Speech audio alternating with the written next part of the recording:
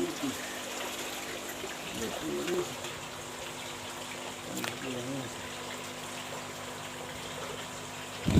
siang Pak. Siang Pak. Apa perbedaannya nih pendederan ikan mas dengan lele Pak? Kalau ikan mas biasanya kita kasih bertelur itu 3-4 kali 1. Kalau lele itu paling bagus itu satu Jantan satu ini jantan maksudnya. satu. Kemudian kalau sudah menetas, sudah bertelur di kakaban, bisa juga kita pindahkan kakabannya ke kolam yang kita sudah siapkan. Bisa juga kita tinggalkan di situ, hanya induknya kita keluarkan. Habis induknya kita keluarkan ya kira-kira 2 atau 1 malam dia sudah keluar anaknya. Berupa kepompong itu berupa kepompong. Habis 2-3 hari sudah didederkan ke kolam-kolam yang sudah kita siapkan. Jadi sama dengan ikan mas dibuatkan juga kakaban itu Pak ya? Kakaban. Tapi ikan mas kakabannya di atas. Kalau di atas permukaan air. Ya. Tapi kalau lele kakabannya di bawah. Dasar tanah. Oh ya. Nah, tapi pernah saya dengar kalau lele itu harus disuntik. Oh Pak, ya, kita kasih hormon, betul. Ikan mas juga saya kasih hormon supaya mempercepat pematangan gonad. Nah, istilah gonad itu ya itu telur matang gonad. Semua ikan kalau kita kasih hormon akan pematangan gonad dan mudah keluar. Tapi itu kan mas kalau secara tradisional kan tidak ada disuntik Pak. Tapi bisa jadi kalau bisa. lele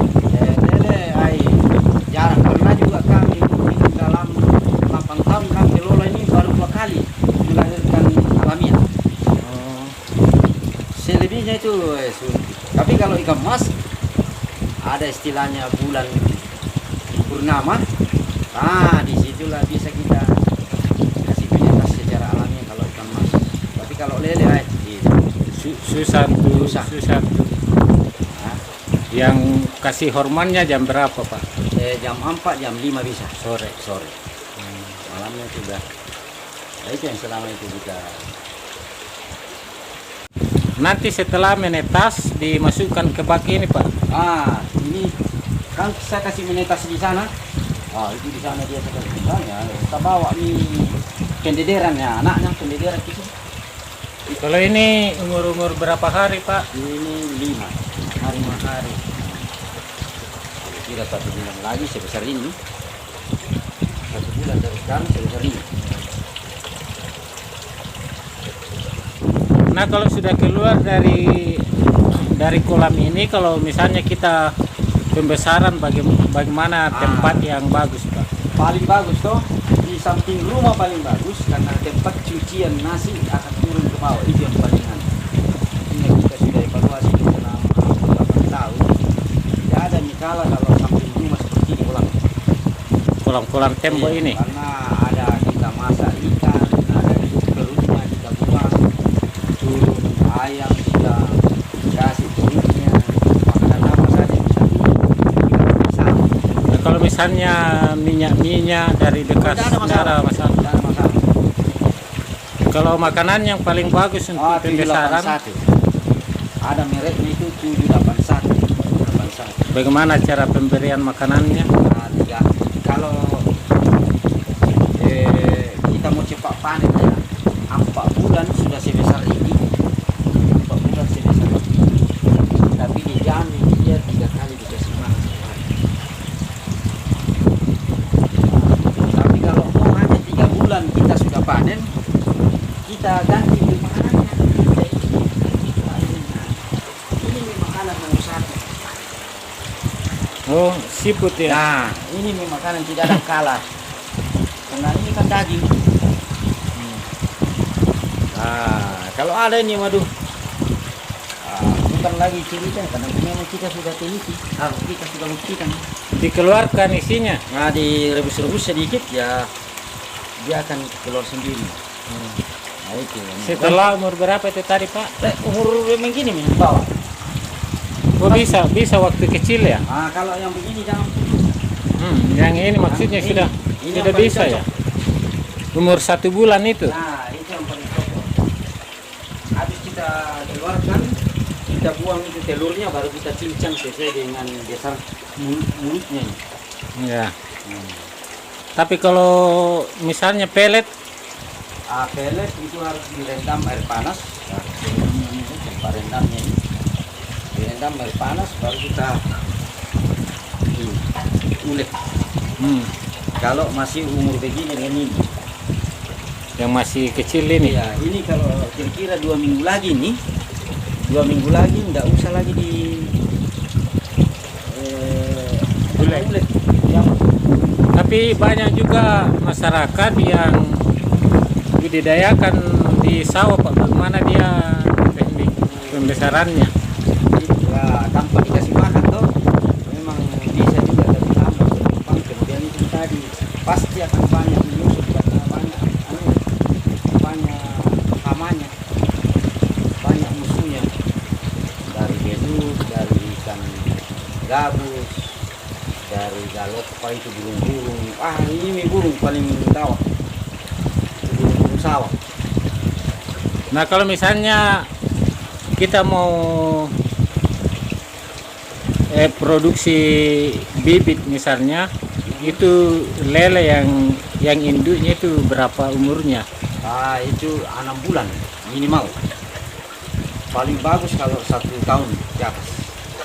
Tapi 6 bulan sudah bisa kita kasih ke telur, tapi belum terlalu maksimal. Tapi kalau umur lele itu sudah 1 tahun, nah pokoknya betul-betul. Ya ini satu induknya boleh 3 kolam. Bagaimana dibedakan jantan dengan betina? Oh iya, ya kalau betinanya itu, ya lihat itu kodok, dia agak bersayap. Sama itu ya, berarti itu betina. Tapi kalau jantan, lurus dia, kemudian barangnya kira-kira 1 cm keluar atau 1,5 cm barangnya. Punya jantannya. Kelihatan juga. Kelihatan dia 1 cm paling tidak, bahkan lebih 1 cm. Nah kalau misalnya ada orang yang mau melakukan pembibitan Pak, Ya, bagaimana mereka atau bagaimana mereka belajar membibitkan? bisa datang ke sini lihat contoh, tinggal sampaikan bahwa yang harus kau persiapkan seperti kolam ini, induknya harus kita rawat dengan bagus, meyakinkan bahwa sudah matang lunak, jantannya juga sudah ada ciri-cirinya bahwa dia sudah siap mau kawin. Kemudian ya ini kakabannya kita sudah siapkan, airnya sudah begini, wah yakin saya dapat. Nah, tinggal kita memilih apa kita mau alamiah atau kita dikasih Hormat. saya sarankan harus hormat. Nah kembali ke pembesaran tadi, adakah ukurannya nih kolam seberapa misalnya per 100 ekor, Ya betul. berapa seharusnya luasnya? Kami uji coba ini toh, ini sebesar ini Pak Dede, ini bisa sampai 5.000 tuh. Sebesar ini. Ukuran Kira-kira 4 kali 5 ini. Nah, 4 kali 5 ukuran kolam bisa bisa sampai 5.000-an. 5.000. Nah, itu. Kalau misalnya tidak ada air yang mengalir, harus pakai aerator Pak ya. Ini kan darah saja ini. Darah ini. Ya sebaiknya cuma masa ini ya memang kita ini terlalu rendah. Terlalu rendah kita oksigen. Aeratornya itu 24 jam. Oh, sekarang 24 jam pokoknya non stop. Jadi kolamnya Pak Nathan ini ada 7. 3, 4, 5, 6, 7 di sini. 7. Ya 5 juga di sana.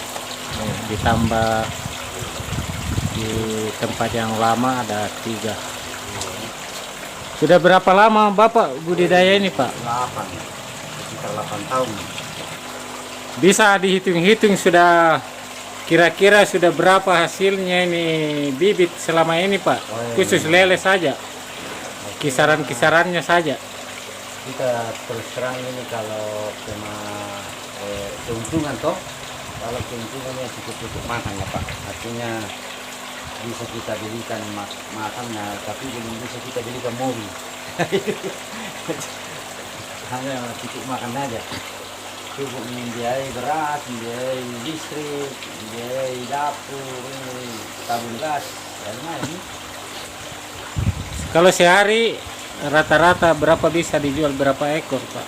Ya seperti ini tadi tuh kira-kira ada lagi sebentar sore ini datang, jadi main-main itulah 50, 100, 200. Ya paling beruntung nih kalau ada yang ngambil 1000 dalam satu hari, wah 1 juta. Gitu. Begitulah. Kalau misalnya dijual 1 juta, berapa bersihnya termasuk makanan dan segala macam? Oh kalau umpamanya 1 juta uangnya, lele berarti 500 ekor kalau 2000-nya. Nah itu 500 ekor, kita keluarkan nih biaya makan, biaya listrik, biaya ini ya. Kira-kira untung 400 ribu dari 1 juta itu.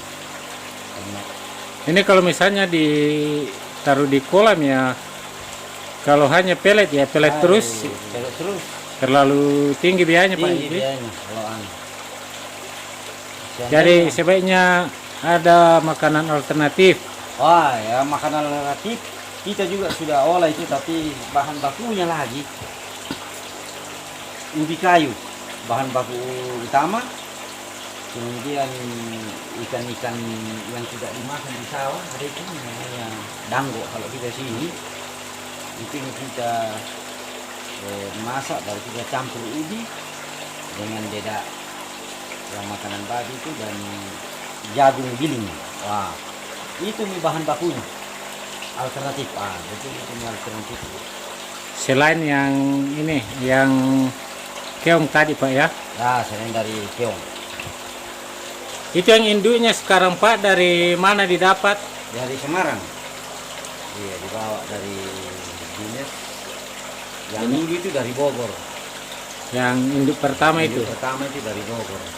Mana lebih bagus Pak? Hampir sama. Wah, Jadi itu yang dari Semarang sekarang yang dipakai. yang dipakai. Itu satu kali bertelur itu berapa? Pernah kami hitung satu kali menetas, tapi hanya 2 malam toh. 2 malam menetasnya kita hitung hampir itu anunya 115.000 anaknya. Nah, dari 115.000 itu kita dederkan kemana-mana. Berapa kolam kita tempatkan dederan? Ya ini hasilnya paling kira-kira 30 ribuan jadi. 30 ribuan. 30 ribuan, 20 ribuan. Sebulan kemudian sudah bisa dijual dengan harga 10.000. 1.000 kalau 1 bulan. Tapi kalau 2 bulan itu hampir 2 bulan itu 2 ribuan.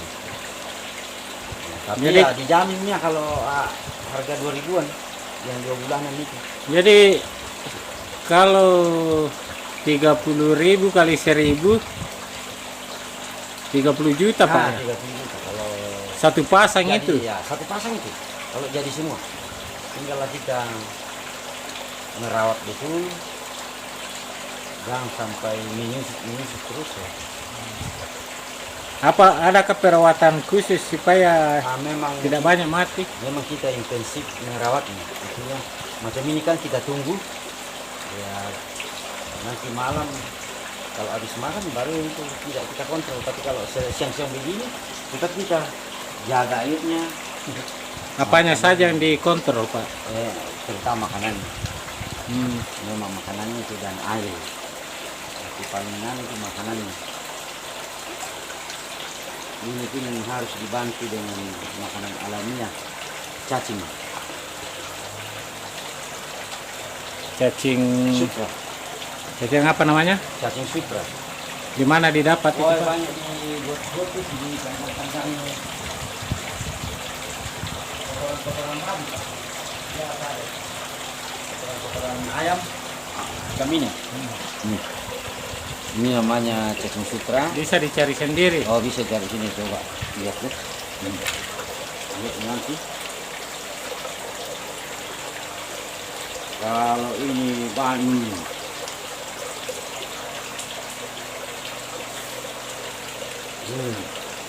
2 menit habis. Tuh, Oke. bayangkan. Coba ini banyak cacing begini. Ujami 100.000 itu jadi semua. Seandainya ada dapat kita ini banyak. Tapi susah mendapatkan ini. Tidak ada dijual Pak ya. Tidak ada dijual. Hanya di Jakarta banyak dijual, tapi ya satu biji saya lihat 50.000. Parah. Mahal deh. Artinya saya lihat di internet. Nah, kalau selain cacing itu ya makanan pokoknya ya pelet itu ya, Nah, Pak ya. ini. Berapa kali dikasih makan, 3. Pak? Harus 3. 1 hari. Iya. Adakah jam Jam tertentu? 8 kalau pagi, jam 1 kalau siang, ya setengah 6 kalau sore. Itu nih jam makannya nih, setengah 6 sampai jam 9 malam. Jadi diusahakan itu waktu makannya tepat jamnya itu Pak ya. Nah, artinya ya itulah teorinya di buku, memang betul. Tidak ikuti teori berkanan.